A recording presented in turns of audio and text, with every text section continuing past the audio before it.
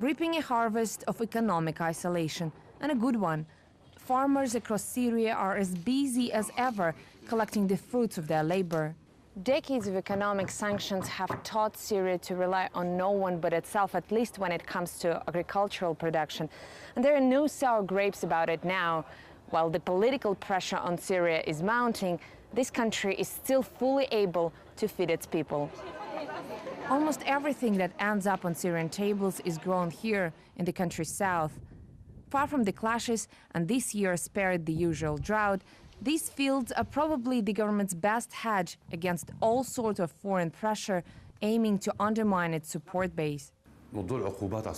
Syria has experienced sanctions since the 1980s, and it has taught the country to be self-sufficient. Now, agriculture is well structured. We have all the seeds, fertilizers, water. They haven't been damaged by the sanctions or by the ongoing clashes.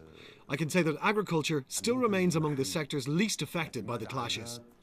While this place still looks like a sanctuary of peace, the echo of war is heard here all too well. 73-year-old Jamil Abu Hassan says he understands the young who want their country to change. What he can't accept is their means.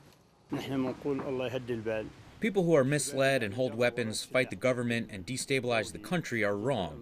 I hope they'll calm down. We all need peace to return to Syria. Polarized on so many levels, the Syrian conflict has also drawn a line between villagers and city dwellers. As violence continues in urban areas, people in the countryside are working hard to feed the two warring parties.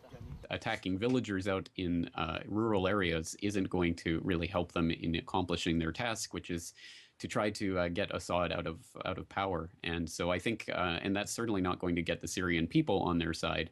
So I think that the attacks are being concentrated in urban areas where they have the greatest chance to affect Syria economically and potentially to strike at military targets. In Aleppo, clashes are still the order of the day, but 20 kilometers west, Muhammed is trying to preserve one of his family's two bee colonies. The other, near Homs, is thought to have been destroyed. They couldn't access it for more than 6 months. I don't want to comment on politics. It's too dangerous now. All I can say is I think using weapons was the biggest mistake. Syrian beekeepers are absolutely convinced that their bees are superior to all foreign species in their ability to withstand hardship and the blighting of their pastures. And as clashes in the north continue taking their toll on the industry, many here hope that the resilience of Syrian bees will also be transferred to their keepers. Oksana Boyko, RT, Syria.